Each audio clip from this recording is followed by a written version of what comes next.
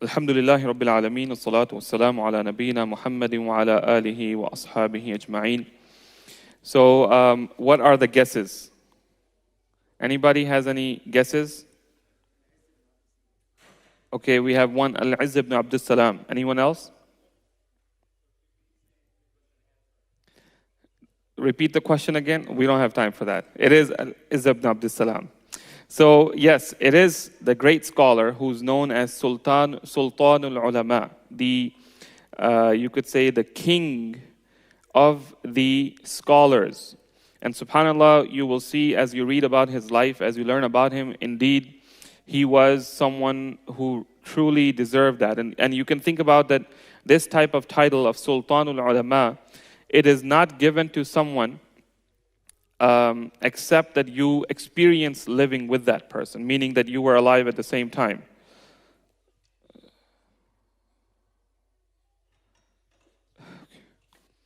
So, his name is Izzuddin Abdul Aziz ibn Abdul Salam ibn Abdul Qasim bin Hassan as-Sulami al-Shafi'i. He was a Shafi'i scholar of the Shafi'i school.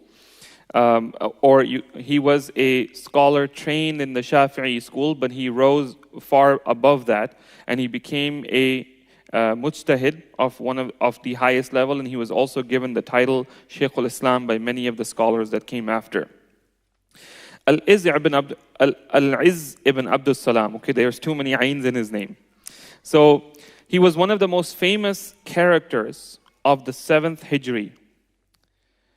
Okay, this is very distracting. Where are the parents of these kids? I would like your cooperation, please, to have the kids sit down in the kids' room.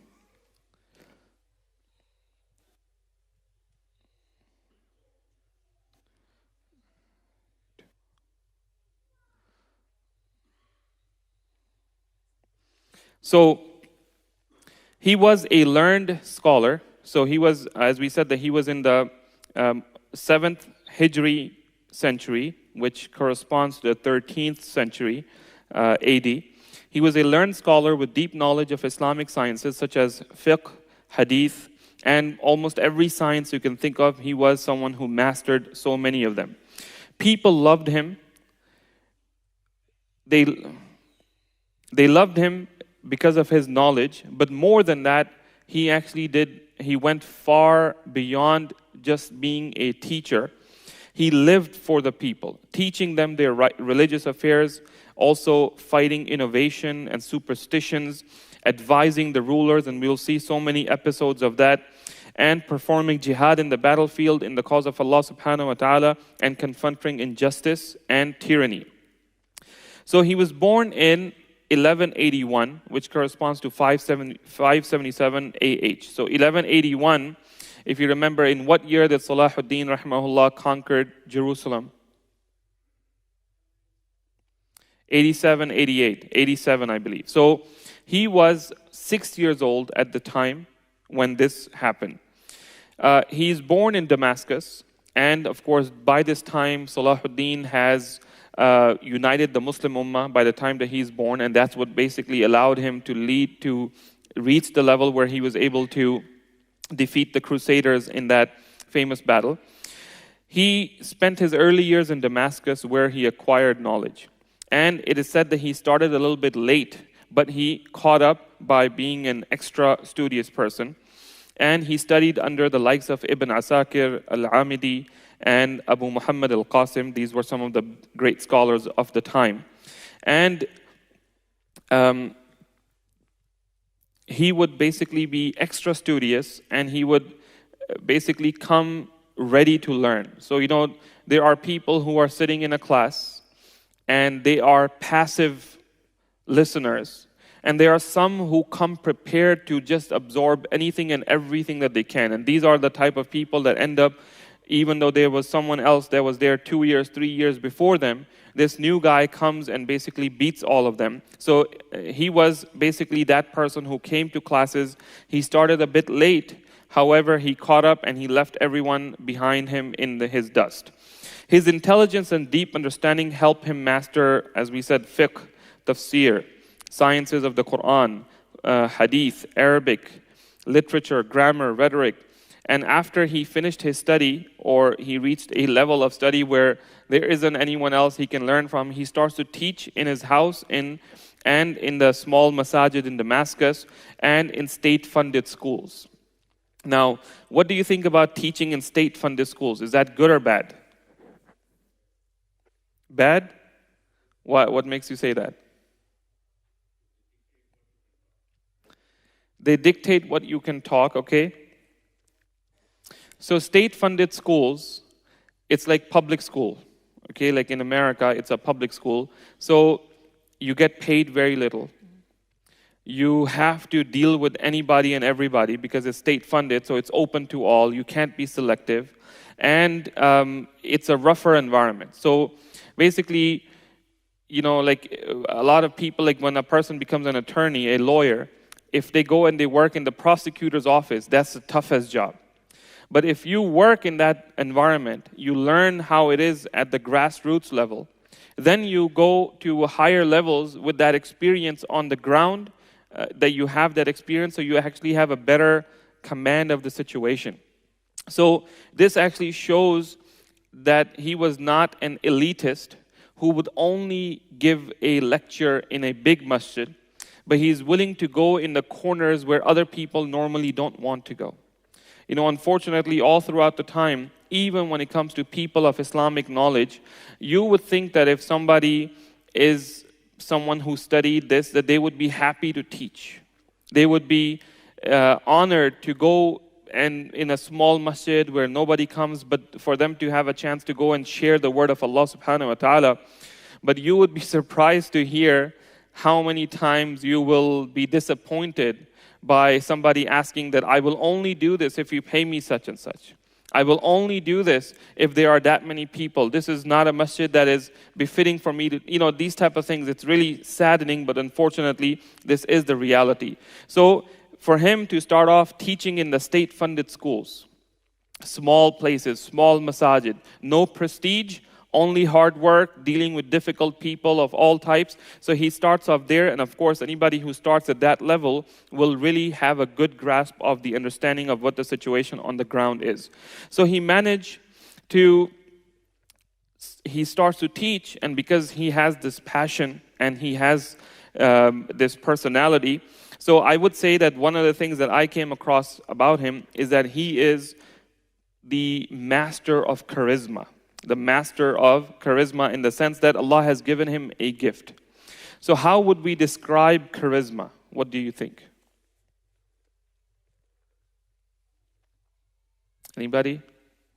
If we say that such and such person is a very charismatic person. People want to listen to them, strong presence, okay? High social intelligence, what is that? Good leader, okay?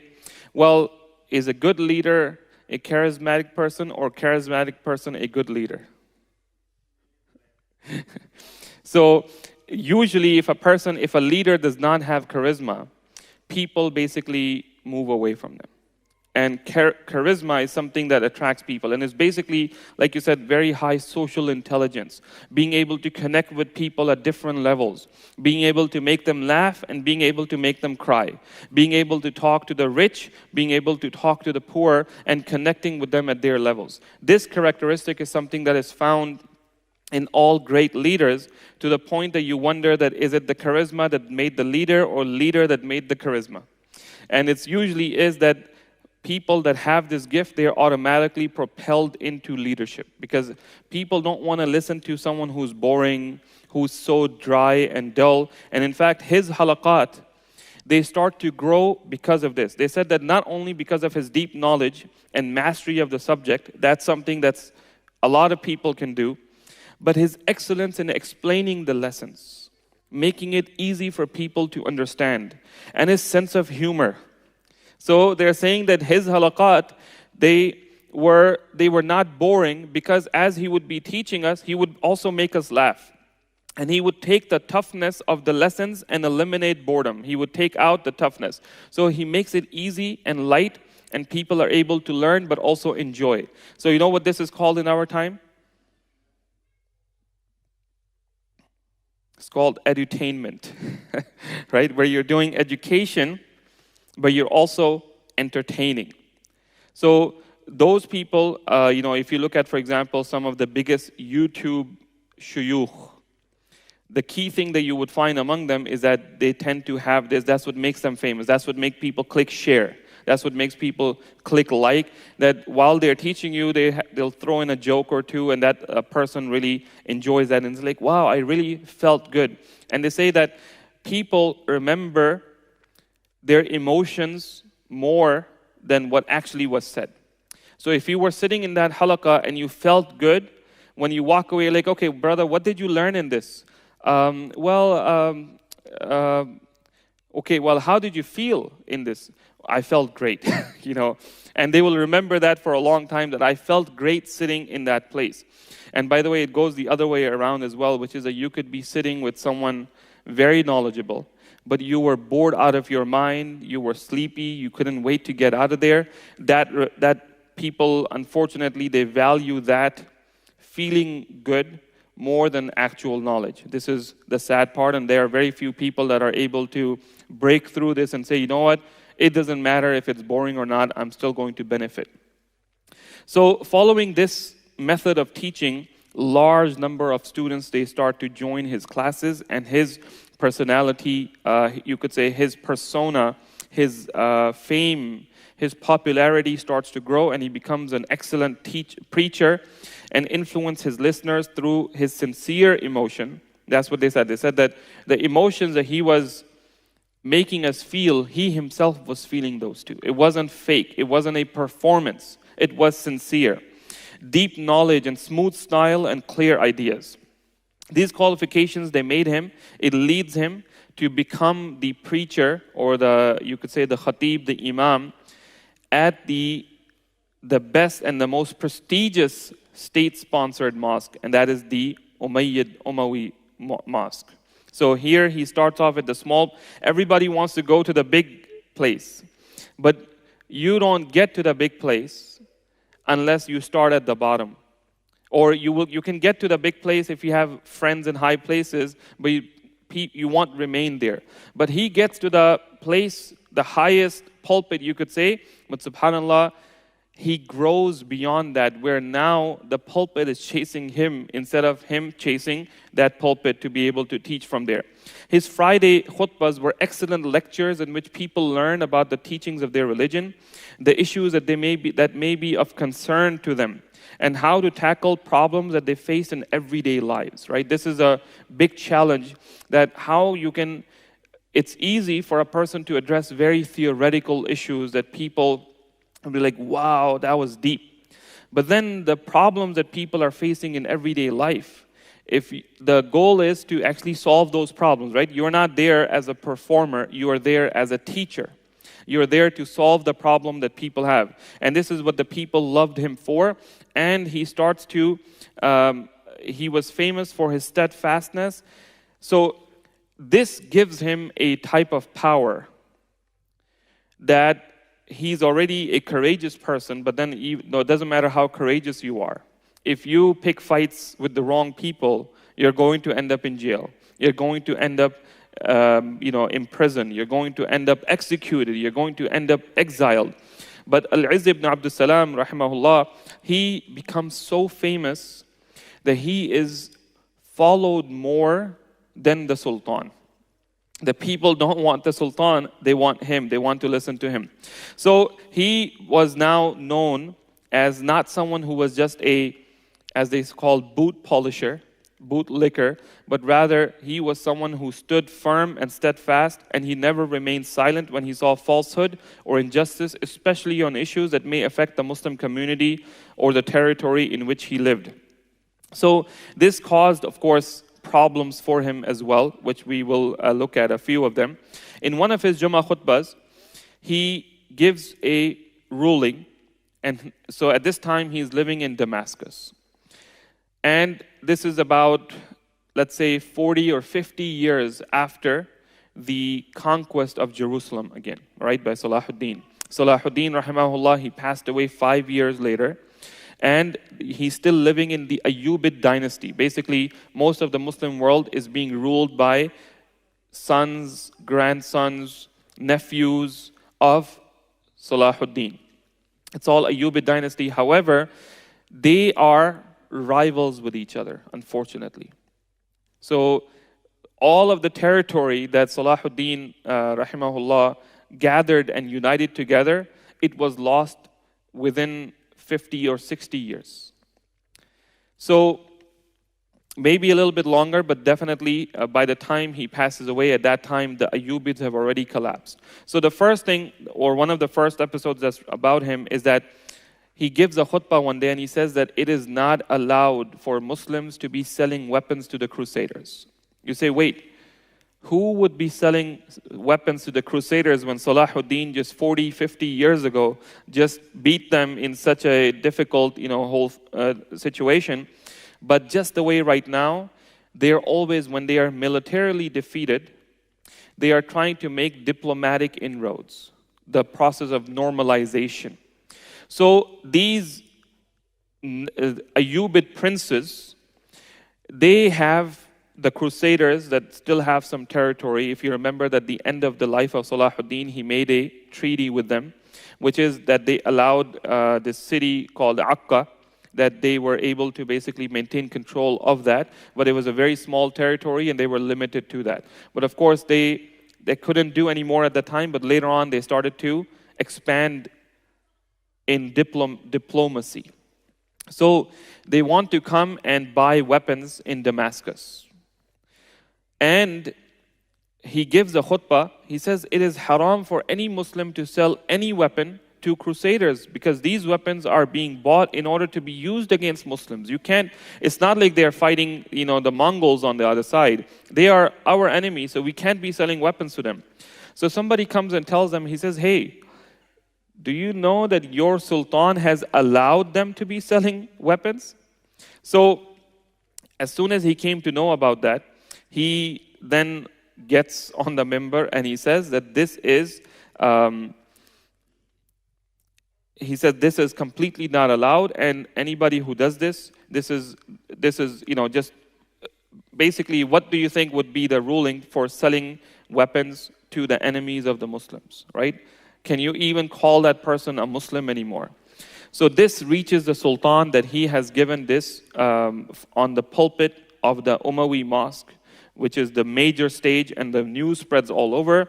And of course, it enrages the Sultan, and the Sultan immediately removes him from being the Khatib. And he's not allowed to give any fatwa, and he's imprisoned in his house. So he's imprisoned first, but then people, they say, people build up pressure. So they release him from prison after a short while. But he says, you can stay in your house, you cannot go outside. You cannot teach, you cannot do anything. You can live in your house, but that's it. Your house is your prison and you're not allowed to talk. So he is there and the messenger of the king comes to him. And he says, look, Sheikh, I only want the best for you. The king and the people. I only want the best for you, the king and all of the people. Your presence by the side of the king will be beneficial for the people and will strengthen the Muslim community. Meaning, Sheikh, why are you picking fights internally? You need to be with the king in order for us to be a better community. And particularly at this time of imminent danger. I'm sure if you will only moderate your stance a little, just take it a little bit easy, everything will be set right. You will be restored to all your positions and even given higher ones if you just take it easy on some things. All that you have to do is to kiss the hand of the king and show courtesy to him. All you have to do is come with me, just kiss the hand of the king and everything is okay. So he looks up to the sheikh for reply, and the sheikh says to him, how ill do you think of me? How lowly do you think of me that you are suggesting that I kiss the hand of the king? I don't even accept the king to kiss my hand, let alone me kissing the hand of the king. He says, you people live in a world totally different from mine. What's valuable to you is not valuable to me. What you place importance on, I don't place importance on. So, of course, a flat refusal to do so. So they say, okay, then, you are in your house. You're not allowed to teach. You're not allowed to give fatwa. No one is allowed to come and study here. So he says, okay, well, if this is what my life is here, I'm going to pick up and I'm going to leave. So he basically packs up his bags and he leaves Damascus and he goes to Cairo. There, and they said that he did not go to the Sultan. Normally, if this happens, you would go to the Sultan and you would say, look, let bygones be bygones. Please take it easy on me. I'm not going to bother you anymore. I'm leaving this land. Can I have your permission? So he didn't do any of that. He just picked up and he left and he went to Cairo. Now he arrives in Cairo and the Sultan of Egypt is another one of the Ayyubid princes, As-Salih Ayyub. And he receives him wholeheartedly. And you can tell that what's happening here, you know how a sheikh has to leave one Muslim country because of pressure against him, and another Muslim country takes him wholeheartedly, gives him a nice office, gives him a nice job, says, okay, you stay here and do it. And usually that means that the two states have a problem with each other. They are supporting their dissidents. So basically that's what was happening, which is that they were rivals. And in fact, the reason why Al-Izz ibn Abdul Salam had given that fatwa was because the king, whose name was Salih Ismail, he was making a treaty with the Crusaders to help him get stronger so he could deal with other princes and take their territory. So this was the reason. So now Salih Ayyub is one in Cairo, and he is the, from what I have read, is that he was a good person. What is that? So he was he was a lot more sincere, and in fact, he was the last Ayyubid prince to rule Egypt for a significant period of time. After him, basically the dynasty was over and it fell to a whole lot of different people within a short time, and then it fell to Mamluks, and it went on from there. So the Sultan immediately, sisters, there's too much noise coming from the top. So the Sultan immediately asked him to give the Friday khutbah in the Amr ibn al-As masjid, and he's appointed as the chief judge and the supervisor on repopulating desolate mosques. So the Sultan says, look, you're the chief judge. Basically, the position that he gave him is what we now call something like Wizarat al-Awqaf. Okay, you are the minister of all religious affairs. You're the chief judge. And he says that, look, we have all of these masajid which are completely empty. Nobody goes to pray there. Sheikh, please start some type of programs there to repopulate these mosques.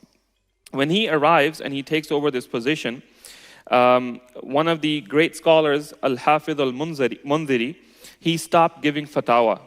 And he says that it does not behoove any jurist to give a fatwa where Izz-ad-Din happens to be present. He says nobody can give fatwa when this big sheikh is here among us. No one else can give fatwa. Another scholar, Ibn al-Hajib, rates him as high in his scholarly achievement higher than Ghazali. And Imam al-Dhahabi says of him that in his knowledge of fiqh, devotion to religion, and God consciousness, he attained the degrees of perfection which makes one qualified to exercise ijtihad or scholarly discretion in interpreting the revealed law of Allah subhanahu wa ta'ala. Meaning that he has reached the level of being the highest level of mujtahid because of his knowledge and understanding. So he takes over the position, and immediately he notices a problem in this state. And what is that problem? Who knows? What is that? The Mamluk slaves. So the king, so this was the critical mistake that As-Salih Ayyub had made, which is that they had you could say a regiment of slaves in the army. And these slaves, you could imagine like they are special forces or army rangers or commandos, whatever you want to call them. And they had some units, and Every Ayyubid prince had small units of those, which they would use for special missions. But As-Salih Ayyub had 2,000 of them, and they are basically untouchable in society, meaning they are so powerful, they are so prestigious, nobody messes with them, similar to like army in any Muslim country, right? That most Muslim country presidents end up getting deposed by the army. So it was kind of like that situation, and As-Salih Ayyub basically gave them too much power, and he appointed them. Perhaps he couldn't trust other people, so he started to appoint them as ministers. And they start to now conduct the business of the state. Now the problem is that Islamic fiqh says that a slave cannot conduct business as a free man. They cannot conduct business as a free man. So Al-Izz ibn Abdul Salam, he says that all of these transactions that they have done are null and void. And who is he talking about? These guys are princes. These are basically like ministers, very high up, high level positions. And of course, this caused a huge problem with the princes, and they went to the Sultan and they said that, who is this guy referring to us as slaves, and that our transactions are null and void and this and that. So it is said that the Sultan said a few harsh words while being riled up at this, and it reaches Al-Izz ibn Abdul Salam. He says, really? Okay. He goes home, he packs up his bag, he leaves town. He says, I'm resigning, I don't need anything from you. You asked me to be in this position. Now I am doing my job and you want to fire me, I fire you. I am leaving. So as the word reaches out that Al-Izz ibn Abdul Salam is leaving, the people, they loved him so much. And he has only been there for a short while, but he had a huge reputation. The people start to come with him and they said, we are leaving with you as well. And he starts to have an entourage with him of hundreds of people of knowledge and influence. Other people, they say, you know what, if you're going, we're going with you. We don't want to stay here if they are bothering you. Word reaches the Sultan and someone tells him that, look, you better make it up to this guy. He is going to be a problem for you if you don't do so. If you don't have him on your side, you have no power. Meaning, if he's walking out and all of the nobility of the city are walking out with him, what do you have left over? So the Sultan quickly gets on his horse or whatever ride, and he goes and he catches up to the Sheikh and he says, Sheikh, please, I apologize and we would like you to come back, and please don't resign, don't leave, we need you, and all of those things. The Sheikh said, I will come back, but my ruling will be implemented. My ruling will be implemented. So he says, okay, no problem, you can come back. And he says, what needs to happen? He says, all of these slaves, they need to be sold. They need to be sold and they need to be freed. Why do they need to be sold? Because they have been bought by the Muslim treasury. So they have to be sold, auctioned to private people, because the state treasury cannot free people that they have bought for work. Like, if the state treasury, if from the masjid, if we, for example, buy a chair, so no one from the masjid administration, without consultation and without having a proper process, we don't have the permission to give that chair to a friend of ours and say, go do with it whatever you want. It is now a waqf. Same thing with all of the masahif that we have. Everything that is bought for the masjid, it belongs to the masjid. So the state treasury is like that. He says these people, they need to be sold off. So they need to get off the state treasury book, and the money that will come, it will go into the state treasury back. Then, if you want, they need to be freed and then reappointed as free men to these positions. So, of course, how humiliating it is for those princes. And it is said that one of them, who was a deputy, he actually wanted to come and execute the sheikh. And he came to his house, and his son, when he hears that they are at the door and they're saying, come out, we are here to deal with you. How dare you? You're going to sell us? So his son is saying, Dad, get out. I'm going to hold them. You escape from the back door. And he says, don't worry, just get out of my way. He opens the door, and he's standing there. He's an old man in his 60s by this time probably, and he's standing there and he says, yes, how can I help you? And his haiba was such that the person, he raises his sword, but he's not able to bring it down on him. And he actually breaks down crying and he says, it's one of those miracles from Allah subhanahu wa ta'ala that they are coming to kill him, but Allah subhanahu wa ta'ala gives him such ru'ab, such personality that they are basically affected by his presence, and they drop the thing and they say, Sheikh, please forgive us and tell us, how do you want this sale to be conducted? He said, well, this is what's going to happen on a such and such day. We're going to have a public auction. So on that day, each one of these princes, they brought their friend with them, their friend, their family member, someone who was free, and they made a deal with them that, hey, you are going to buy me, and then you're going to free me. Because if somebody else buys them and he says, no, you are my slave, go to work in the garden, and the guy is a prince, who is going to implement that law? Al-Izz ibn Abdus Salam, and there's no going around that.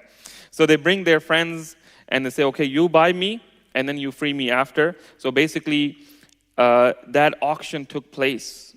And these people, the deputy of the Sultan was one of those people as well. So he became known as the seller of the sultans. The seller of the kings. That this is the man who sold the kings. Subhanallah. So, and there are a number of these issues that basically whenever he sees a problem, he goes and he addresses it. One of these occasions, As-Salih Ayyub, the Sultan, he is on an occasion, imagine like an occasion of Eid, and he's seated on his throne in a large reception hall with all the princes and the chiefs of the state, courtiers, dignitaries attending. All the people who hope to be admitted to the presence of Sultan to offer their greetings on that occasion were also present, right? So lots of people, they just want to be able to see the Sultan, talk to him a little bit, get close to him, all of those type of stuff that happens. Suddenly, in the crowd, a loud voice addresses the Sultan, saying, Ayyub, Ayyub, what would you say to God when he asks you, have I given you the kingdom of Egypt so that people could openly indulge in drinking wine when you are enjoying this public reception? You are enjoying and there are people selling alcohol in your kingdom. Is this what you're going to answer to Allah subhanahu wa ta'ala? The king, the Sultan, he says, is this really happening?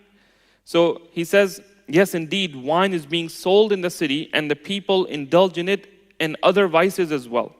So the king said, but this wine shop that you're talking about was started in my father's reign. In my father's reign. So Shaykh says, are you then one of those people who Allah subhanahu wa ta'ala tells us in the Quran that we found our forefathers upon this and we are just following their way? Is this what you're going to answer Allah subhanahu wa ta'ala?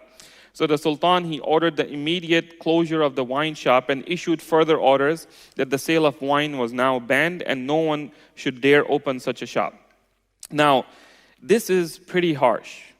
And As-Salih Ayyub was actually very kind and good, in his character. He was not a person who was very pompous as kings typically tend to be.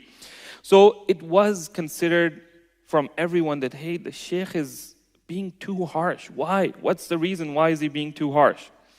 So no king especially should be confronted in public and humiliated in public. I mean, no one, but especially the kings, the sultan should not be. So one of his students on the way back, he said, Sheikh, why did you do that? Don't you think, Sheikh, it was a bit too harsh? So, what do you think is the answer of the Sheikh? Anybody? Any guesses?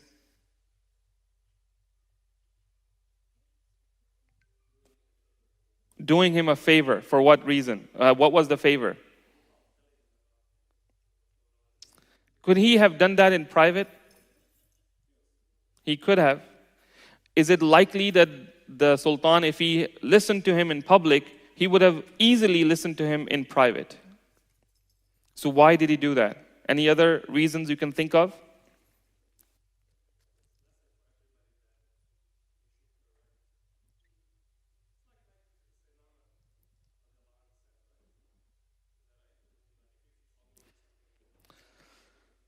So actually, Umar radiallahu anh is relevant in this story, but not in the same way. Umar radiallahu anh, one day, he noticed about himself how powerful he has become. And how the people are all in complete obedience to him.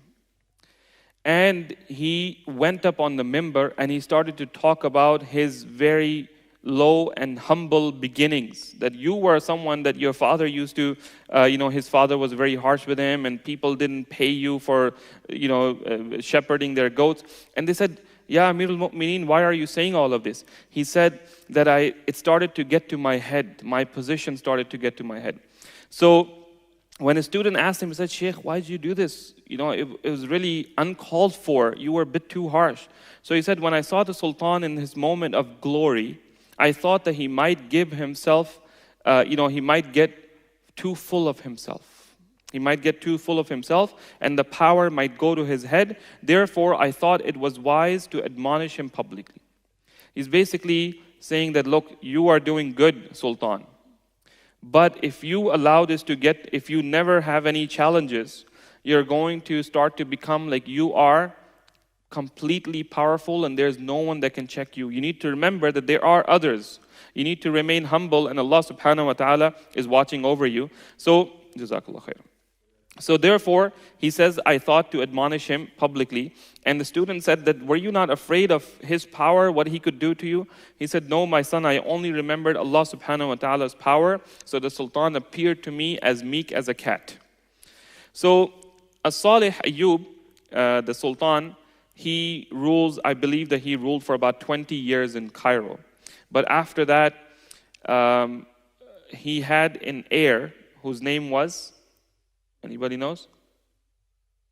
Somebody said it. Turan Shah. And As-Salih Ayyub did not trust him to be a good leader. But, there are wives, there are the schemes of the wives, and they want their sons and whatnot.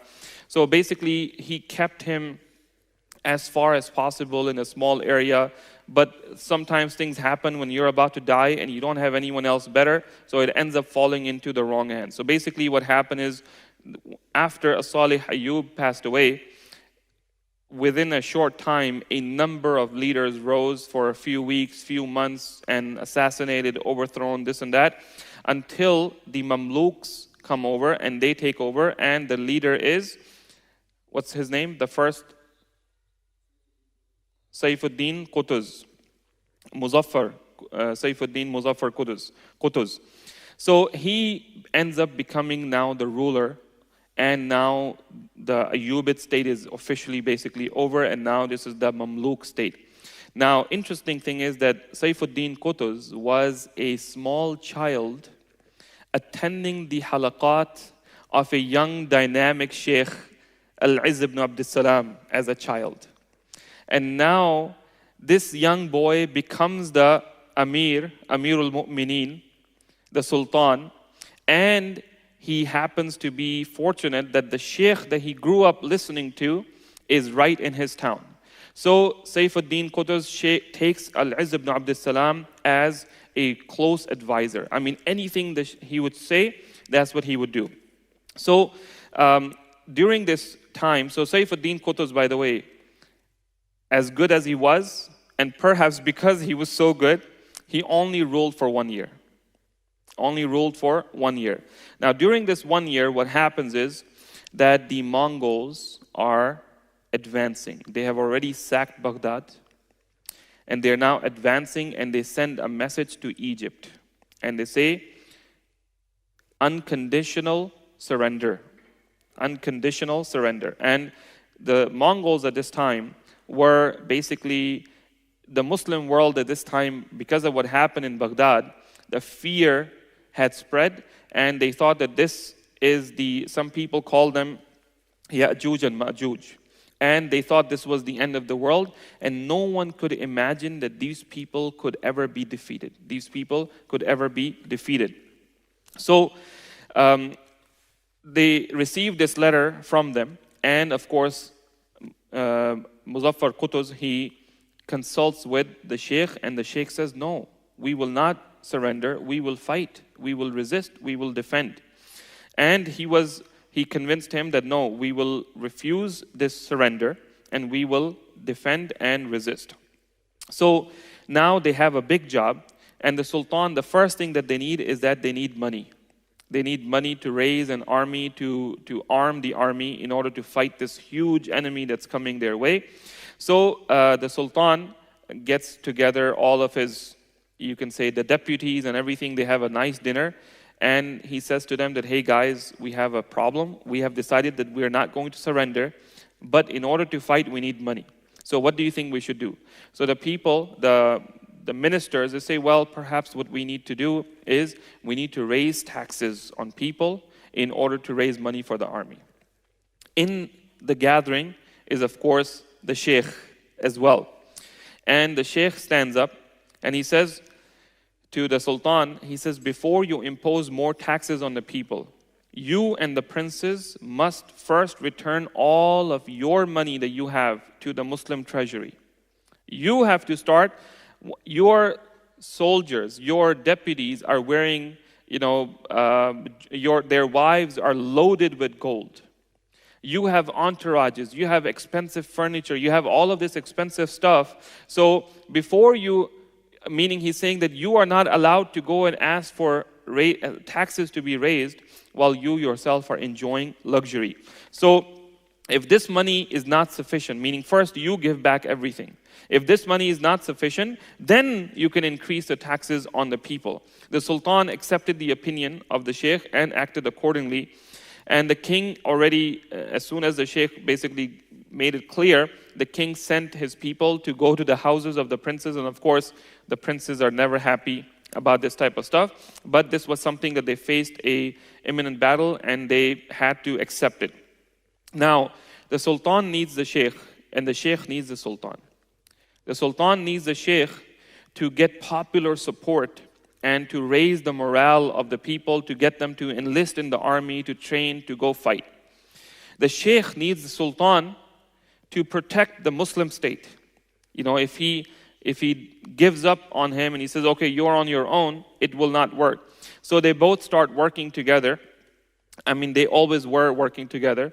So to kindle that spirit, Sheikh Izzuddin ibn Abdul Salam, he mobilizes a large force of scholars. He brings all the scholars and he gives them instruction, and they go to every town and country in this state, and he says, go there and rile the people up and remind them about the virtues of jihad and about the importance of us standing for Islam. So the Egyptian army gathers and they basically get ready and they move towards Palestine to face the advancing army of the Mongols. The soldiers were praying to Allah subhanahu wa ta'ala as a result of the effort of the Sheikh. The soldiers were praying for one of the two alternatives. They were saying, Ya Allah, give us victory or give us shahada. Give us victory or give us shahada. And of course, this is the famous battle of Ain Jalut. And this spirit is the same spirit as the Sahaba, that when they would go to battle, they would say, Ya Allah, grant us victory or grant us shahada. And this spirit is when an army has it. It is very difficult to defeat such an army. It is very difficult to defeat such an army. So the battle of Ain Jalut takes place and it achieves a remarkable victory for Islam, turning the tide against the Tartars and signaling their retreat. From here on, up until now, they were going up. And this was the first time they were defeated in a major battle. And from here on, it starts to roll back and eventually the Ottomans rise and take care of them completely. They were never to regain their sweeping influence. The credit for this victory, it belongs to both the Sultan and the Sheikh, because they both worked hand in hand. But subhanAllah, it seems that this was not going to last very long. So what happened on the way back from the battle?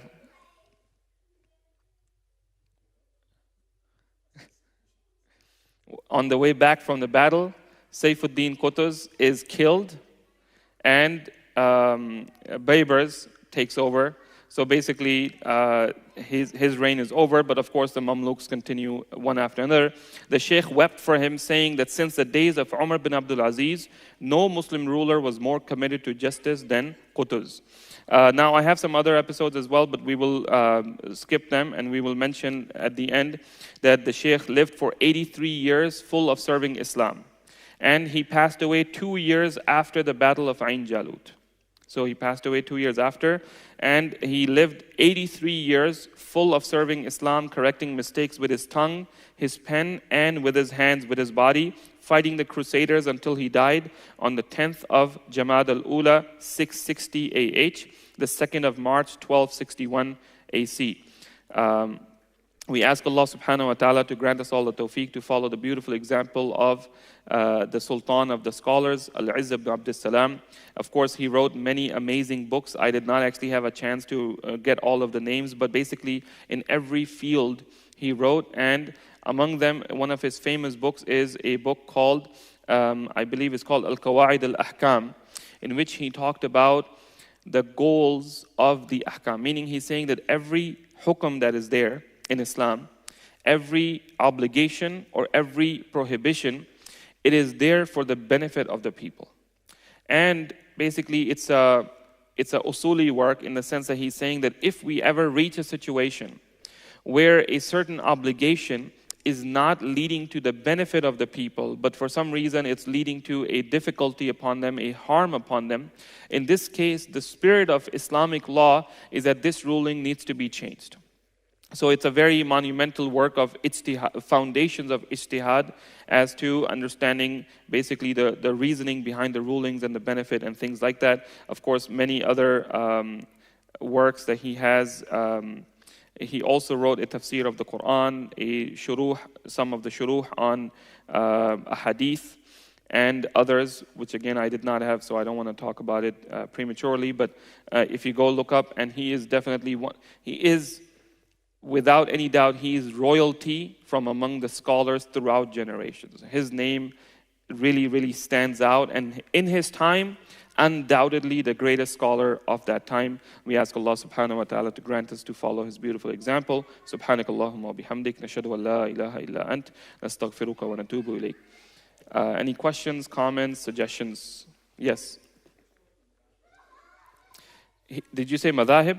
He learned Shafi'i fiqh, but he rose to become a mujtahid where he could go beyond the Shafi'i fiqh. Any other comments, suggestions?